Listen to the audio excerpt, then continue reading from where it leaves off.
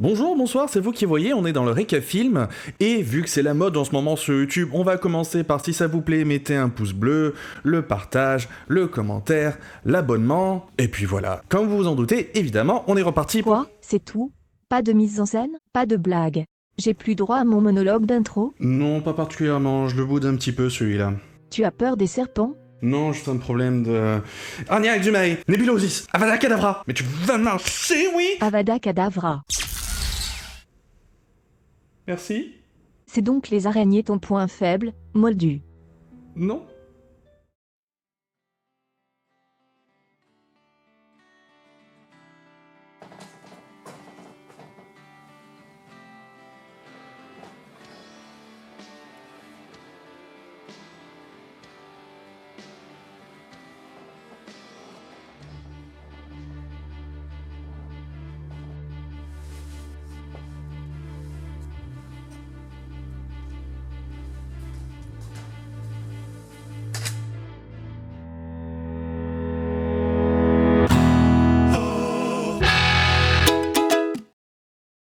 C'était évident, on est reparti pour un opus de la saga de Harry Potter, le numéro 2, La Chambre des Secrets, ou le film de toutes les phobies. Toujours avec Chris Columbus à la réalisation et John Williams à la musique. Du coup, je suppose que la musique est gérée à peu près de la même manière? Absolument pas, c'est même dingue à quel point le sound design et la musique sont inversés dans ce film quoi. Dans le premier, on avait quasiment pas de bruit et on avait énormément de musique qui prenait vraiment toute la place. Dans celui-là, j'ai trouvé qu'on entendait hyper mal la musique, alors je sais pas si c'est mon expérience chez moi, mais alors tous les bruits sont revenus à tel point qu'on entend vachement moins bien la musique. Ce qui est cool du coup, c'est que je vais pouvoir parler un petit peu plus de sound design parce que dans la dernière vidéo c'était presque une blague, mais je dois avouer qu'en tant que compositeur, je trouve ça un peu dommage quand même.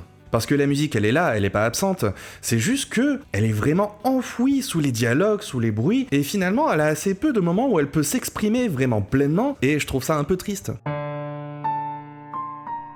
Après, ouais, quelque part, ça fait un peu sens avec ce que je disais dans la vidéo précédente. Ça fait déjà 1 an qu'il a été à Poudlard, qu'il apprend la magie, qu'il est au contact du monde magique, c'est devenu quelque chose de beaucoup plus quotidien, il y a moins d'émerveillement et donc de raison de couper tous les bruits pour laisser juste la musique. Et à travers ça, le monde des sorciers devient un peu plus réel d'une certaine manière. Mais la ligne n'a pas complètement disparu non plus, il y a toujours pas de musique dans le monde des Moldus, sauf pareil s'il y a de l'humour ou l'intervention de la magie dans le monde normal, ce qu'on voit et entend très bien avec Dobby, la scène du gâteau.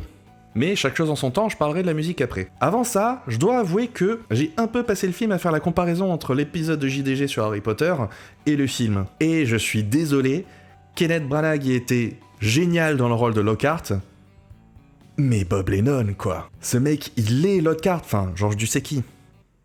Non, tu sais peut-être pas. Ça devient un peu confus. Ouais, je sais, je vais passer à autre chose, mais il fallait absolument que je vous le dise. Et maintenant, c'est l'heure de...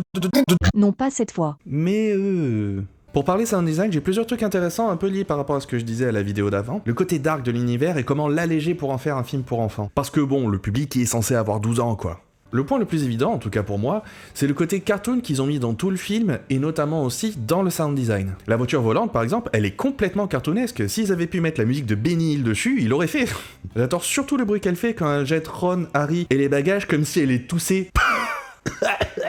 Ne partez pas, je vous jure, c'est pas ce que vous croyez. Du coup, même inconsciemment, on va l'associer au côté drôle et positif d'un cartoon. Et je trouve que son apparition, elle fait souvent l'effet d'un comic relief qui va casser la tension d'une scène, ou en tout cas au moins l'alléger. Tu vas pas un peu loin là? Tu peux pas nier quand même que quand la voiture elle arrive pour les sauver dans le repère des araignées, on n'a pas de doute sur le fait qu'elle va les sauver. Je ne sais pas, je n'ai pas vu le film. Pas assez de morts, d'agonie et de souffrance. J'aurais dû m'en douter. Vous trouvez peut-être cette blague un peu trop dark? Pas de soucis, on rembobine, on va changer 2-3 trucs au niveau du son, vous allez voir ça. Je ne sais pas, je n'ai pas vu le film. Pas assez de morts, d'agonie et de souffrance. J'aurais dû m'en douter.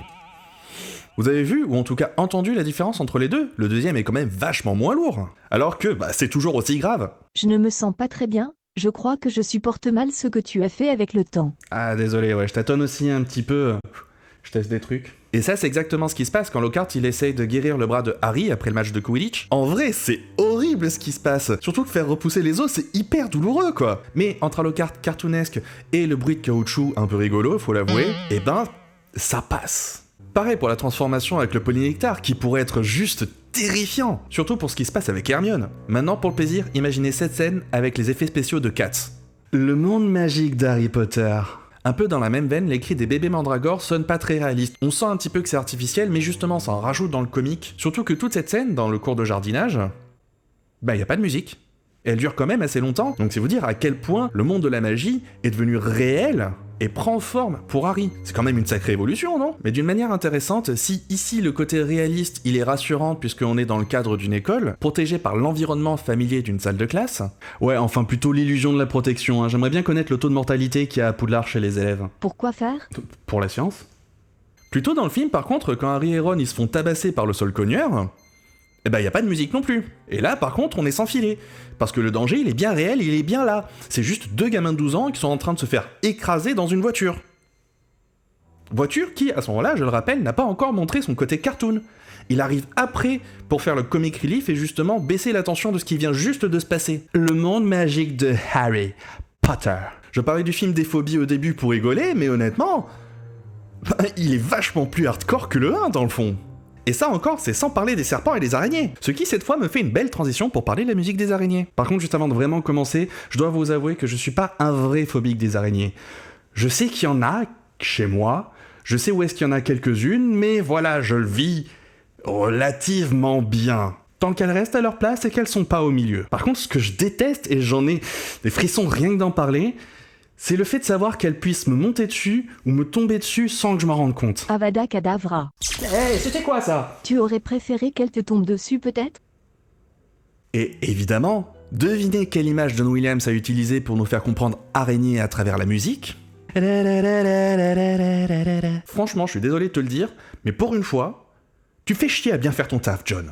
Et d'ailleurs, pour l'anecdote, c'est pas complètement John Williams qui a fait la musique de ce Harry Potter. Il en a fait une grosse partie, mais il a dû travailler sur d'autres projets en même temps. Mais du coup, je laisserai Adrien de Point Synchro vous en parler quand il abordera les Harry Potter sur sa chaîne, vu que c'est lui qui m'a donné l'anecdote. En tout cas, pour revenir sur la musique, sur mes premières visions du film, je me rappelle que j'avais trouvé très bizarre cette musique des araignées qui sont en file indienne. J'avais l'impression que ça collait pas trop avec ce qui se passait là, mais parce que cette musique prend vraiment son sens quand les bestioles descendent de leur fil. Et du coup, je me disais, ah, c'est pour ça que cette musique revenait. Et pour moi, ça marchait un peu comme une révélation. Mais je sais pas si c'est moi qui percute pas toujours rapidement, ou alors si c'était l'intention de départ.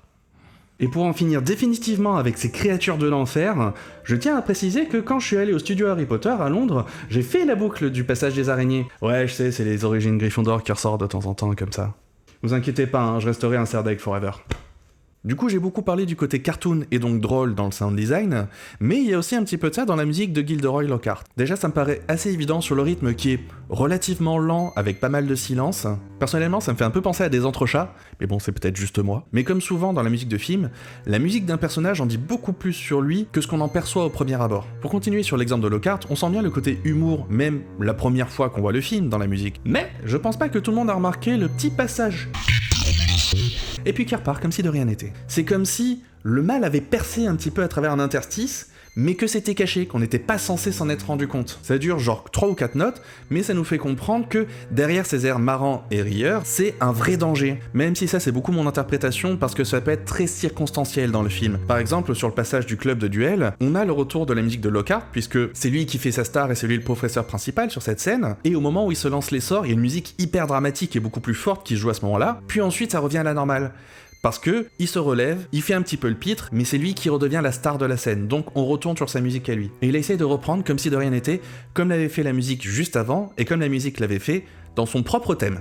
Mais pour en revenir sur la vraie musique de Lockhart, c'est pas la seule chose qui montre sa dangerosité, parce que après que le thème se soit joué une première fois entièrement, il recommence depuis le début, mais cette fois on a des cuivres menaçants qui viennent doucement de derrière. On commence à voir ces véritables couleurs qui ressortent malgré la façade qu'il essaye de nous donner. Un méchant monsieur. En effet. Un vilain pas beau qui se cache sous une fausse réputation, qui est en vérité lâche et cruel. Mais encore ce côté-là, on le voit pas trop dans le film parce qu'il est beaucoup mélangé à de l'humour en même temps, ce que je comprends parce que le reste du film est déjà assez hardcore comme ça. D'ailleurs, je suis sûr qu'il y a matière de faire un remake de ce Harry Potter en version film d'horreur. Voilà, je dis ça comme ça, vous en faites ce que vous voulez, je serai pas responsable du traumatisme d'une génération. Dis-moi, tu devais pas bouder cet épisode toi? Bah si, t'as raison.